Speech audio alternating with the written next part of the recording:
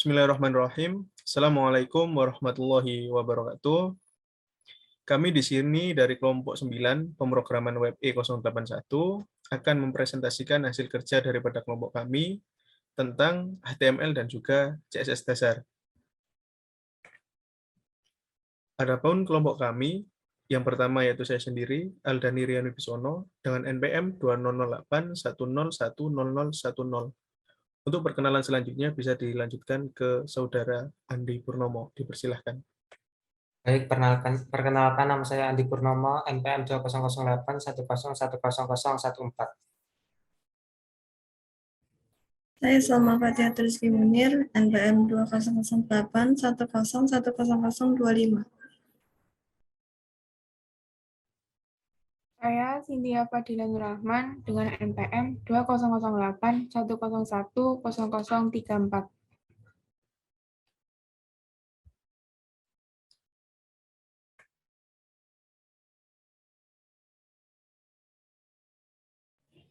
Awal sini kami akan menjelaskan HTML untuk pengertiannya. Untuk kepanjangan HTML sendiri, Hypertext Markup Language merupakan standar bahasa yang digunakan untuk menampilkan dokumen web yang bisa dilakukan dengan HTML, yaitu mengontrol tampilan dengan web tag dan kontennya, mempublikasikan dokumen secara online sehingga bisa diakses dari seluruh dunia, membuat online form yang bisa digunakan untuk menangani pendaftaran transaksi secara online, menambahkan objek-objek seperti image, audio, video, dan juga Java Applet dalam dokumen HTML. Sejarah HTML, kemunculan HTML dimulai dari tahun 1980. Saat itu, seorang ilmuwan bernama Tim Berners-Lee sedang bekerja di CERN. CERN sendiri bukanlah perusahaan yang berkaitan tentang teknologi maupun internet. CERN adalah singkatan dari bahasa Prancis, Conseil Européen pour la Recherche Nucléaire, yang artinya Komisi Eropa untuk Penelitian Fisika Nuklir. Pada penelitian di CERN membutuhkan sebuah cara atau sistem agar bisa saling membagi dokumen hasil penelitian. Tim kemudian mencoba membuat Enquire. Ini adalah software hypertext yang akan digunakan untuk berbagi dokumen. Lalu di tahun 1989, tim memperkenalkan ide tentang hypertext berbasis internet. Ini nantinya akan menjadi cikal bakal HTML. Tim kemudian memulai proyek baru dengan rekannya Robert Sailor yang merupakan sistem engineer di CERN. Akan tetapi, proyek ini tidak resmi diadopsi oleh CERN. Pada akhir tahun 1991, tim Berners-Lee menerbitkan dokumen yang berjudul HTML Text. Dokumen ini berisi tentang penjelasan tentang 18 tag awal yang menjadi konsep dasar HTML.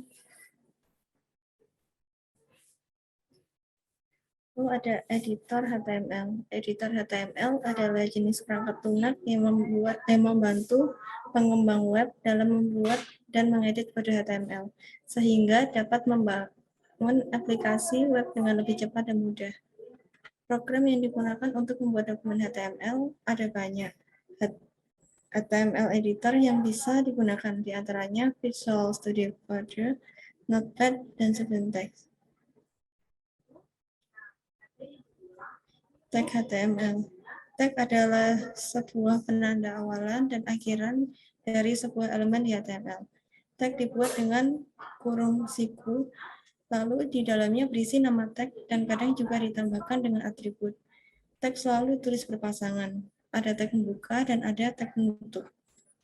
Namun ada juga beberapa tag yang tidak memiliki pasangan penutup. Tag penutup ditulis dengan menambahkan garis miring di depan nama tag. Contohnya, dalam garis siku ada P, A, body, dan head.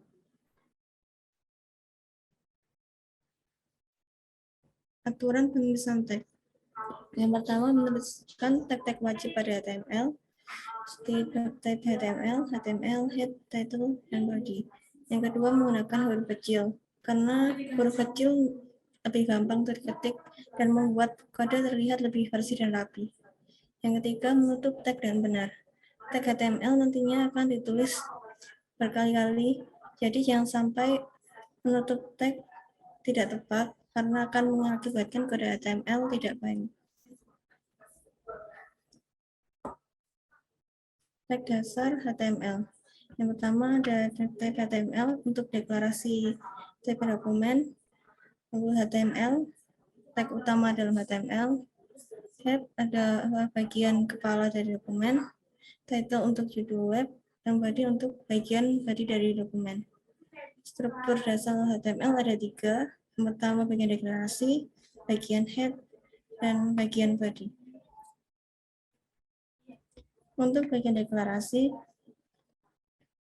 tag HTML ini adalah tag deklarasi untuk menyatakan tipe dokumen dan versinya. Di bawah tag deklarasi terdapat tag membuka untuk HTML. Tag HTML wajib ada di setiap dokumen HTML. Diberikan tambahan tag sama dengan N untuk menyatakan jika dokumen HTML akan menggunakan bahasa Inggris. Dalam tag HTML terdapat 2 tag penting, yakni tag head dan tag body. Setelah itu, barulah terakhir tag HTML ditutup dengan kurung siku garis miring HTML. Untuk bagian head.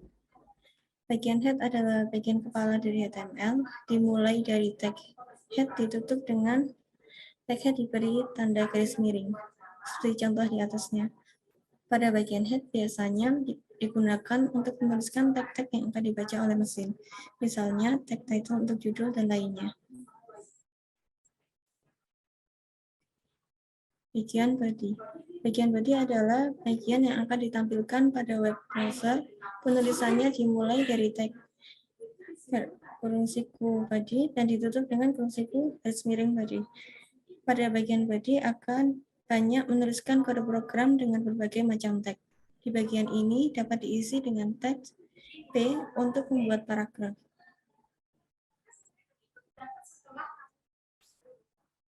Atribut HTML. Atribut adalah informasi atau properti tambahan suatu tag atau elemen HTML.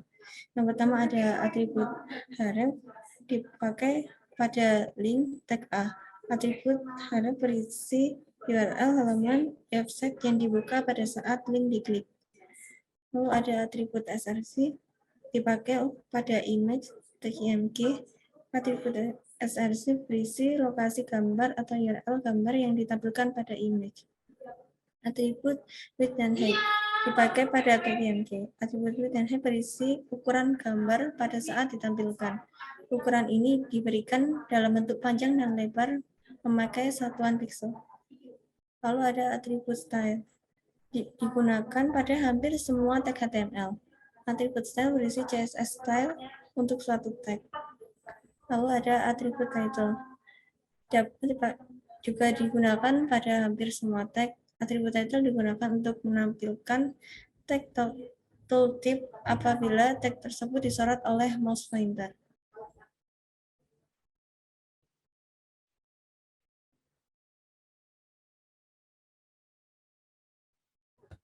Baik, selanjutnya ada paragraf.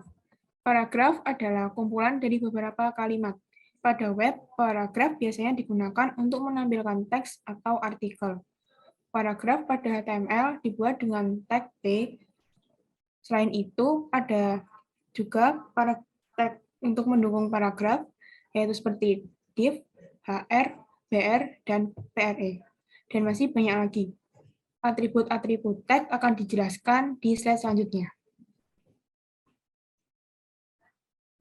Nah, untuk atribut pada paragraf, yang pertama ada B, berfungsi untuk membuat teks menjadi tebal. Selanjutnya ada IM, berfungsi untuk membuat penekanan pada teks. Lalu ada I, berfungsi untuk membuat teks bercetak miring. Selanjutnya ada small, berfungsi untuk membuat teks bercetak kecil. Lalu ada strong, berfungsi untuk menyatakan bahwa teks tersebut penting. Dan yang terakhir ada sub, berfungsi untuk membuat teks bercetak sebagai subscript. Nah, selanjutnya ada komentar. Komentar sangat berguna untuk memberikan keterangan pada kode HTML. Dengan adanya komentar, maka kode akan lebih mudah dibaca dan dimengerti, sehingga ketika ada kesalahan akan lebih mudah untuk diperbaiki. Komentar ada elemen yang akan diabaikan oleh browser. Ia tidak akan ditampilkan di dalam web. Komentar biasanya digunakan untuk memberikan informasi tambahan pada kode HTML.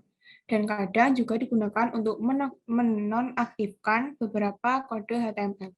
Komentar dapat kita buat dengan tag seperti pada thread.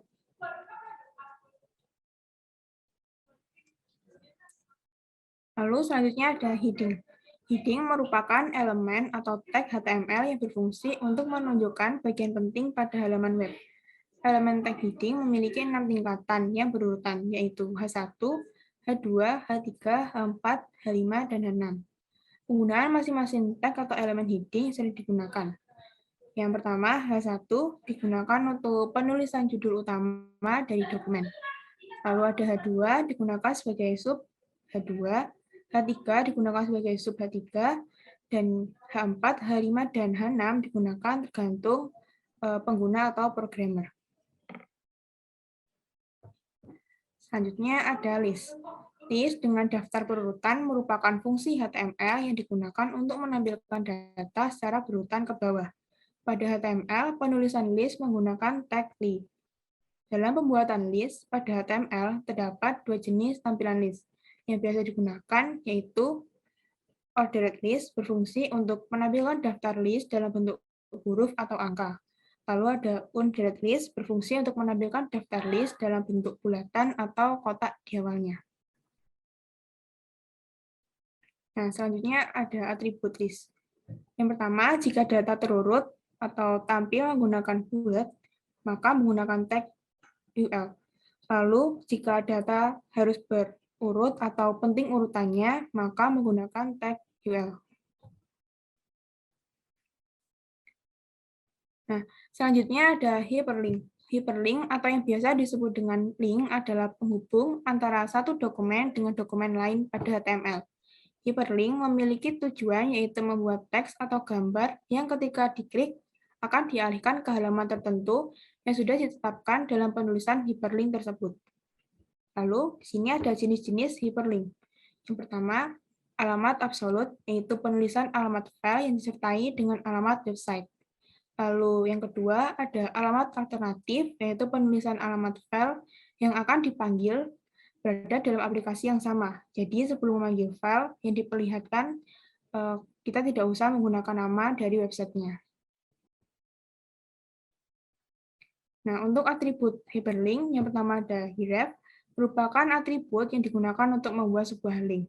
Href berfungsi untuk mengarahkan link ke alamat tujuan di internet, atau mengarahkan ke suatu bagian dari dokumen itu sendiri. Yang kedua ada title, merupakan atribut yang berfungsi sebagai keterangan pada sebuah link yang muncul dalam bentuk tooltip. Keterangannya tersebut akan muncul jika kursor atau mouse diletakkan pada link yang mempunyai atribut title. Lalu yang ketiga ada rel, merupakan atribut yang berfungsi untuk menyatakan hubungan dengan link yang dituju baik menuju ke situs yang sama maupun menuju situs lain.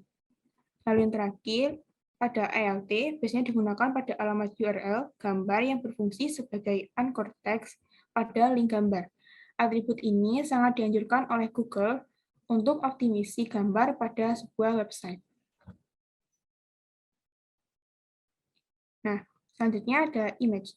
IMG merupakan untuk menunjukkan image, yang berarti gambar dan oleh karenanya digunakan untuk menyisipkan gambar. Gambar di dalam sebuah dokumen HTML tidak dimasukkan sepenuhnya pada file. Akan tetapi hanya merujukan file sumber gambar tersebut. IMG element ibarat sebuah rumah atau penampung bagi sebuah file gambar. Kita dapat memasukkan file gambar seperti JPG, GIF, dan PNG di dalam elemen IMG dengan menunjukkan link file gambar tersebut yang ditulis pada search attribute. Nah, untuk atribut dari image sendiri, yang pertama ada alt, yang merupakan sebuah alternate text atau teks pengganti yang akan muncul apabila gambar tidak dapat ditampilkan. Yang kedua ada height, yang berarti tinggi, digunakan untuk menentukan tinggi gambar. Yang ketiga ada ismap, menunjukkan bahwa gambar atau image adalah bagian dari gambar peta sisi server. Dan jika ditulis, maka koordinat tertentu yang diklik akan dikirim ke server. Lalu yang keempat ada size, menunjukkan daftar ukuran gambar berdasarkan jendela layar browser yang ditampilkan. melibatkan media query dan ukuran gambar yang ingin ditampilkan sesuai kondisi tertentu. Lalu yang kelima ada SRC. Atribut ini wajib ditulis untuk menunjukkan source atau sumber alamat di mana gambar tersebut disimpan. Lalu yang keenam ada SRC sheet, yaitu memasukkan deretan gambar pilihan yang dapat digunakan oleh browser sesuai kebutuhan atau situasi tertentu. Misalnya untuk layar kecil, layar dengan resolusi tinggi, dan sebagainya. Penulisannya dipisahkan dengan tanda koma untuk per item gambar. Yang ketujuh ada use map, yaitu untuk mengasosiasikan nama dari peta gambar atau image map yang ditulis dengan diawali tanda pagar. Atribut ini tidak dapat digunakan apabila img ditulis dalam tag A atau button. Lalu yang terakhir ada width, berarti lebar, digunakan untuk menentukan lebar pada gambar. Baik, untuk selanjutnya ada CSS. CSS singkatan dari Cascading Style Sheet, berguna dalam membuat halaman HTML yang dinamis. Meskipun style sheet bukan suatu keharusan ada di website, namun style sheet ini dapat mempermudah ketika ada web yang memiliki halaman banyak dan sulit melakukan debugging. CSS pun sudah didukung oleh semua World Wide Web. Lalu ada 3 cara memasang kode CSS di dalam file HTML. Yang pertama ada inline style sheet, yang kedua ada internal style sheet, dan yang ketiga ada external style sheet. Yang pertama, inline style sheet. Cara ini dilakukan dengan cara langsung menuliskan script CSS ke dalam tag HTML. Contohnya pada gambar coding di samping atau di dalam PPT. Pada line 6, yaitu tag P, dan isi tulisannya di line 7 akan berubah berwarna merah. Penulisan CSS dengan cara ini dimulai dengan style, lalu dengan syntax property, value, atau angka, ataupun apa yang diinginkan oleh seorang user, value. Contohnya pada line 6, P style, color, red. Red adalah sebuah value. Lalu untuk hasilnya dapat dilihat di bawahnya. Saya merubah tulisan ini menjadi warna merah, di mana di sana tulisan berubah menjadi warna merah karena telah diberikan CSS, ditandai dengan adanya style color red. Lalu untuk catatan, CSS ini sebaiknya hanya digunakan untuk mengformat satu elemen satu kali saja. Yang kedua ada internal style sheet. Penulisan CSS dengan cara ini diawali dengan tag style dan diakhiri dengan tag /style di dalam HTML. Dapat dilihat pada gambar di slide, CSS ini hampir sama dengan inline style sheet. Namun lebih praktis, karena kode CSS tidak harus berulang kali dituliskan di setiap tag HTML yang diperlukan. Jadi contohnya pada coding di gambar, pada line 5, P, color red, text alignment center, di mana di dalam P dapat diisi banyak CSS, tidak seperti yang sebelumnya, yaitu hanya digunakan pada satu tag, dan apabila menambah tag lagi, untuk sebelumnya itu harus menambahkan style lagi. Berbeda dengan internal style sheet yang ada di PPT ini. Lalu untuk hasilnya ada di bawah, di mana sesuai yang diketikkan oleh programmer, di mana tulisan saya merubah tulisan ini menjadi warna merah, berubah menjadi merah, dengan posisi di tengah atau center. Selanjutnya, atau yang terakhir, ada external style sheet. Sebuah kode CSS yang dibuat terpisah dengan file HTML. Dengan cara ini, kita dapat menggunakan satu set kode CSS yang digunakan untuk semua halaman web kita. Contohnya pada indeks HTML, file HTML yang ada di sebelah kiri, dan juga file CSS ada di sebelah kanan. Sehingga di antara keduanya tidak ada yang bercampur marut. Sehingga para programmer itu lebih mudah dalam mengetikkan HTML ataupun CSS. Agar dapat menggunakan external style sheet, kita harus memberikan tag link rel style sheet href sama dengan tanda petik style.css di file HTML kita. Untuk href sendiri, terserah kita memberikan nama apa, yang penting diberi .css.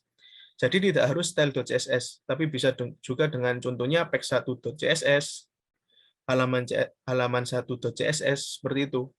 Jadi untuk href-nya sendiri itu adalah nama daripada file CSS yang terpisah menggunakan external style sheet. Selain menggunakan tag link rel, stylesheet, href style.css, external style sheet juga bisa digunakan dengan menuliskan tag style yang di dalamnya diberikan @import nama dari file .css dan ditutup dengan tag /style. Bisa dilihat di bawah atau di slide ini di style.css, maksud saya di index.html, meskipun tidak dituliskan tag link, external style sheet bisa dijalankan dengan menggantinya dengan tag style, type, text atau CSS, lalu menggunakan @import style.css dengan nama filenya yaitu adalah style tadi.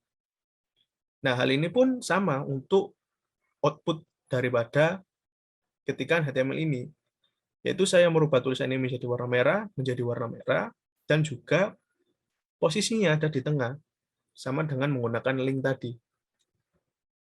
Lalu untuk selanjutnya, ada urutan prioritas memasang kode CSS. Dalam masalah timpa-menimpa, CSS memiliki aturan prioritas tersendiri. Jika terdapat properti CSS yang saling bentrok atau saling tumpang tindih, maka urutan prioritasnya adalah sebagai berikut. Dari yang paling kuat, yang pertama ada inline style sheet, karena langsung dituliskan di dalam HTML dengan per tag. Lalu kedua ada internal style sheet, yang tetap dituliskan di dalam HTML, tetapi tidak per tag. Lalu ada external style sheet, atau penulisan kode CSS yang terpisah antara file HTML dan juga file CSS.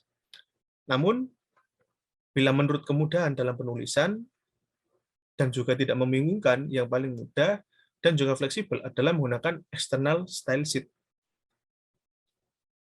Nah, di dalam CSS juga ada yang namanya selector. Apa sih selector itu?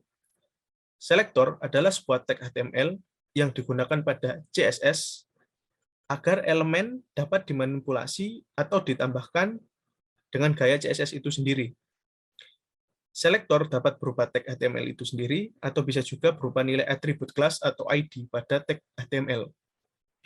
Adapun fungsi daripada selektor adalah untuk mencari bagian web yang ingin dimanipulasi atau yang ingin di-style, diperindah.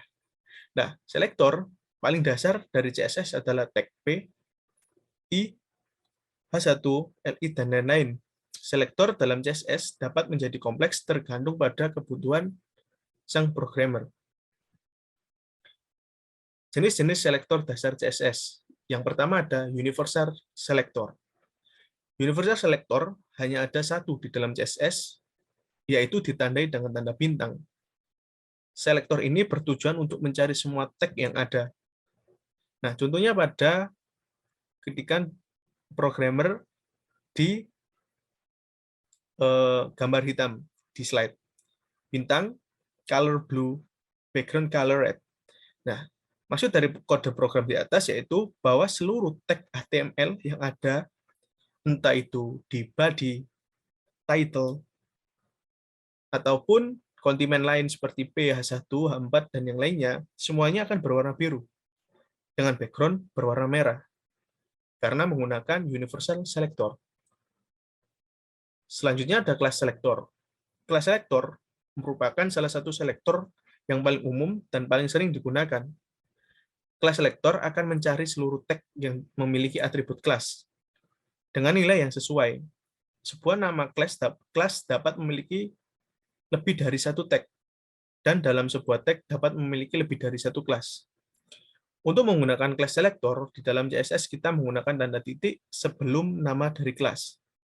Bisa dilihat dari file HTML di sebelah kiri, H1,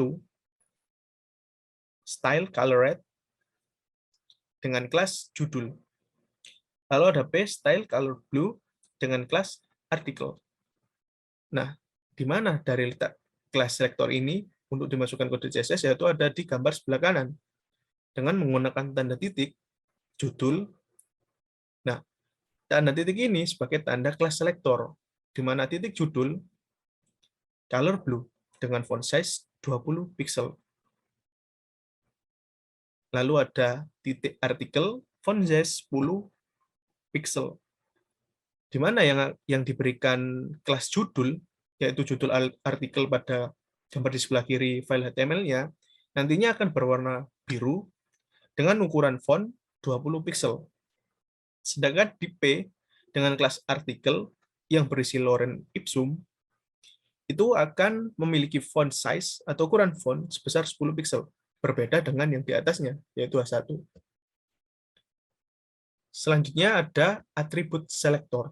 Atribut selektor digunakan untuk mencari seluruh tag yang memiliki atribut yang dituliskan. Walaupun memiliki kemampuan mencari tag yang sangat spesifik, namun atribut selektor ini tidak terlalu sering digunakan. Nah, adapun contohnya dapat dilihat di bawah, yaitu pada line 1 sampai dengan 7 di gambar. Mungkin selanjutnya bisa dijelaskan oleh Saudara Andi Purnomo. Baik, selanjutnya yakni tentang jenis selector dalam CSS. Ada elemen tipe selector, elemen type selector atau tag selector adalah istilah untuk selector yang nilainya merupakan tag HTML itu sendiri.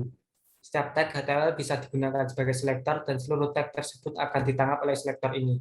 Seperti pada source code berikut di mana ada tag H1 atau heading 1 memiliki teks dekorasi underline untuk mengatur garis miring, garis bawah. Kemudian ada tag P untuk mengatur ukuran huruf sebesar 20 px. Selanjutnya,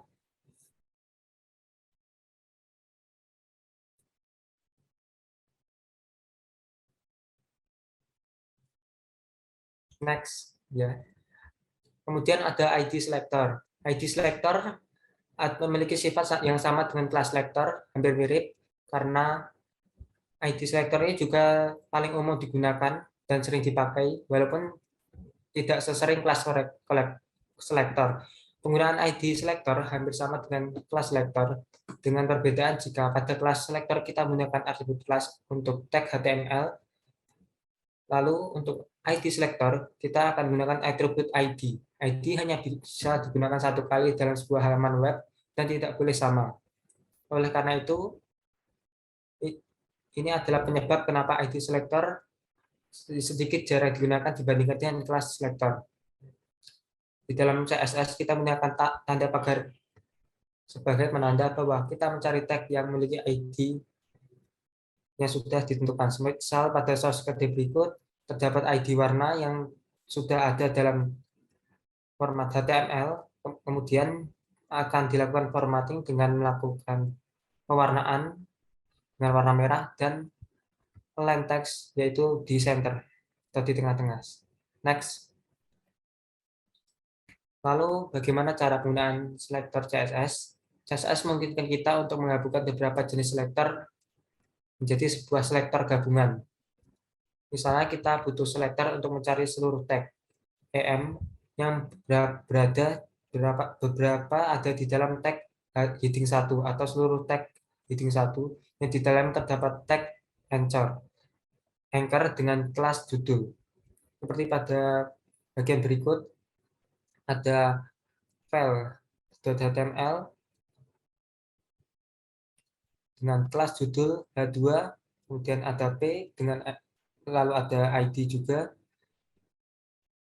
Selanjutnya ada juga kelas H3, kemudian ada sampingnya ditampilkan formatting hasil dari tag HTML.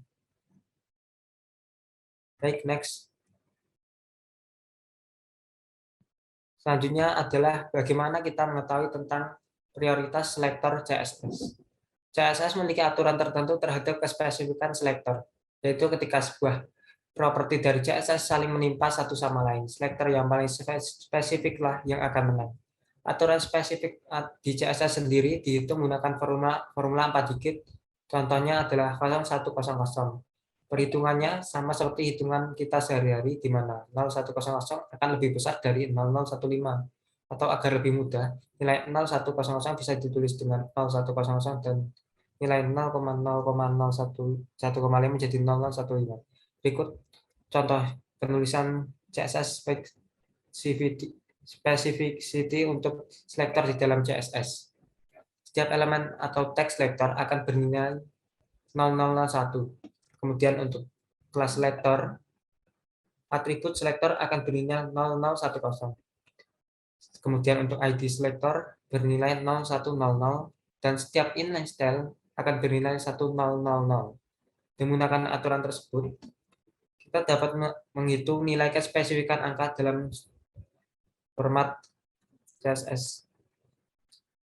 Selector P hanya terdiri dari satu teks selector, maka nilainya adalah 0001. Kemudian untuk selector div P terdiri dari dua teks selector, maka nilainya 002. Kemudian ada selector gunakan ID terdiri dari satu ID selector, maka nilainya 0100. Kemudian ada selector body, div, dan P yang terdiri dari 3 selector, maka nilainya 0003. Kemudian terakhir ada selector div, P, dan dot kalimat untuk kelas terdiri dari satu kelas selector dan dua tag selector, maka nilainya 0012. Next. Kemudian selanjutnya itu ada sifat penurunan dalam CSS atau inheritance. Inheritance dalam CSS adalah sifat penurunan efek CSS dari sebuah tag HTML kepada tag HTML lainnya. Syarat untuk inheritance adalah tag tersebut harus berada di dalam tag lainnya. Di dalam HTML, setiap tag umumnya akan berada di dalam tag lain. Untuk seluruh tag HTML akan berada dalam tag HTML, dan untuk seluruh tag yang tampil di web browser akan berada di dalam tag body. Seperti halnya berikut, di mana tag EM inheritance berada di dalam tag P dan tag P berada di dalam tag div. Dari contoh di atas, tag P yang berada di tag div dapat dikatakan tag div adalah induk atau parent dari tag P. Sedangkan tag EM yang berada di dalam tag P merupakan anak atau child dari tag P dan grandchild dari tag div. Namun perlu diperhatikan bahwa tidak semua properti CSS akan diturunkan dari tag induknya.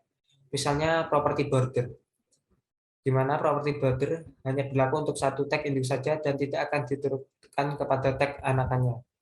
Sifat inheritance CSS ini akan memudahkan dalam desain web, di mana jika kita ingin membuat seluruh tulisan menjadi warna dan ukuran tertentu, cukup dengan membuat style untuk tag induk, maka seluruh tag yang berada di dalamnya akan ikut berubah. Misal, apabila kita melakukan selector pada div ini, maka otomatis P dan EM akan ikut berubah. Next.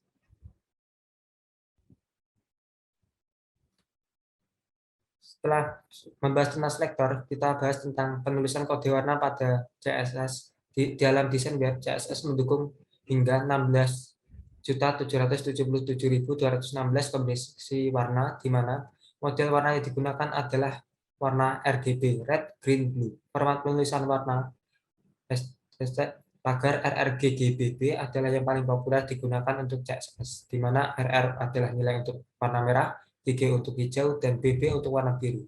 Di mana dengan masing-masing nilai ini akan berisi nilai 00 sampai dengan FF dengan format hexadesimal. Dan dengan format warna 6 digit, CSS juga mendukung penulisan 3 digit. Format penulisan 3 digit ini merupakan tulisan singkat dari 6 digit. Misal RRGGBB ini disingkat menjadi RGB.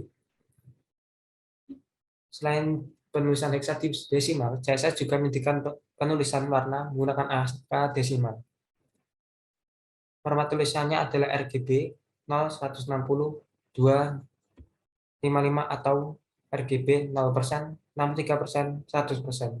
Selain menggunakan kode warna dengan RGB, CSS juga mendukung 17 kata warna dalam bahasa Inggris. Kata ini berasal dari warna dasar VGA FGA pada Windows dan dikenal juga dengan istilah klasik Internet Color.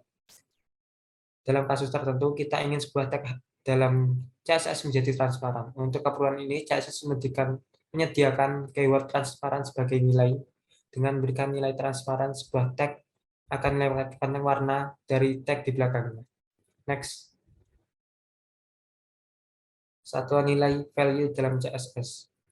Untuk keperluan ini, CSS menyediakan berbagai ukuran, di mana value ini terdiri atas pixel, em, point, in atau inci, pc, dan pt. Sebuah nilai dalam CSS dapat bernilai positif, negatif, angka bulat, maupun desimal. Namun beberapa properti juga memiliki batasan, seperti warna yang hanya bisa bernilai 0, 255, atau 0 sampai dengan FF. Nilai absolut. Nilai absolut adalah sebuah nilai di dalam CSS di mana nilai tersebut tidak dipengaruhi kondisi tag induknya atau parent dan didasarkan pada ukuran sebenarnya di media. Misalnya milimeter, mm, sentimeter, inci, poin, pt, dan pika, pc. Ini biasanya digunakan dalam media cetak. Selanjutnya adalah nilai relatif. Nilai relatif di dalam CSS dimana oleh tag di sekitarnya. CSS mendukung banyak nilai relatif. Berapa yang kita ketahui yaitu pixel, px, em, h, em, dan exh atau ex. Kemudian nilai presentasi. Nilai presentasi adalah sebuah nilai per 100 dari suatu properti yang relatif terhadap induk parent dari tag tersebut. Misalkan kita membuat sebuah definisi CSS sebagai p font size-nya 10 pt dan em font size-nya 120%. Maka jika terdapat tag em di dalam tag p, maka ukuran font dari tag em akan menjadi 120% dari angka 10 pt atau sekitar 12 pt. Next. Selanjutnya adalah bagaimana merubah font HTML dengan CSS, yakni dengan menggunakan atribut font family. Font adalah jenis huruf yang digunakan di dalam sebuah dokumen. Font standar atau font generik adalah jenis font yang umumnya tersedia pada hampir semua sistem. Jika kita membagi jenis font berdasarkan bentuknya, terdapat 5 jenis font generik, yaitu serif, sans serif, monospace, cursive, dan fantasy. Untuk menentukan jenis font dari sebuah teks HTML, kita bisa menggunakan properti CSS font family dengan memberikan nilai untuk nama font. Terdapat beberapa aturan penulisan. Aturan tersebut yakni untuk setiap penulisan nama font, huruf pertama pada tiap kata harus menggunakan huruf besar. Misalkan font Arial, penulisan A harus menggunakan huruf besar. Tetapi aturan ini tidak akan berlaku untuk font generik seperti monospace dan sans serif. Kemudian harus memisahkan antara satu font dengan font lainnya menggunakan tanda koma. Terakhir, jika nama font memiliki spasi, maka harus ditulis di dalam tanda kutip seperti Times New Roman. Next. Selanjutnya adalah bagaimana mengubah ukuran font HTML dengan menggunakan properti font size. Pertama, apabila menggunakan satuan ukuran font pixel. Untuk satuan ukuran pixel yang sifatnya relatif, karena ia tidak terikat dengan settingan browser, ketika kita mendeskripsikan ukuran font sebesar 20 pixel, maka web browser akan menampilkannya sebesar 20 pixel juga. Satuan pixel ini banyak digunakan karena ditampilkan secara konsisten di dalam berbagai web browser. Selanjutnya adalah satuan ukuran font persen. Satuan persen adalah satuan yang bersifat relatif. Perhitungan ukuran persen akan mendapatkan ukuran font dari settingan parent elemen. Parent elemen adalah tag induk di mana selektor CSS tersebut berada di dalamnya. Selanjutnya ada satuan ukuran font menggunakan EM. Web designer lebih banyak menggunakan EM karena EM berasal dari konsep tipografi, di mana satu EM di dalam CSS sama dengan 100%. Konsep parent elemen dari pembahasan kita mengenai satuan persen juga berlaku untuk satuan EM. Next. Kemudian ada bagaimana mengatur tinggi baris dalam paragraf HTML menggunakan line height. Yang dimaksud dengan tinggi baris dalam paragraf adalah besar jarak antara satu baris dengan baris di bawahnya atau spasi paragraf. Nilai dari properti line height bisa diisi dengan nilai pixel, persen, em, atau angka tanpa satuan. Misalkan kita menggunakan huruf dengan besar ukuran hurufnya 10 pixel, kemudian kita menggunakan line height-nya sekitaran 14 pixel, maka otomatis nilai daripada jarak antar baris paragraf baris pertama dengan baris kedua adalah 4 pixel. Selanjutnya, mengatur rata teks HTML dengan CSS atau text align. Untuk mengatur rata teks HTML dengan CSS, kita menggunakan properti text align. Properti text align memiliki 4 nilai yang bisa dipilih, yakni left rata kiri, right rata kanan, center untuk rata tengah, atau justify untuk rata kanan dan kiri. Tapi untuk justify sedikit tidak dihadirkan karena mengingat untuk apabila web dalam browser seperti Android akan sangat kecil sekali. Next. Berikut daftar pustaka dari kelompok kami. Terima kasih. Baik, terima kasih. Sekian presentasi yang bisa disampaikan oleh kelompok 9. Apabila ada salah kata dan perbuatan, kami mohon maaf sebesar-besarnya. Undur man qala wala tandur man qala. Wabillahi taufiq wal hidayah. Wassalamualaikum warahmatullahi wabarakatuh.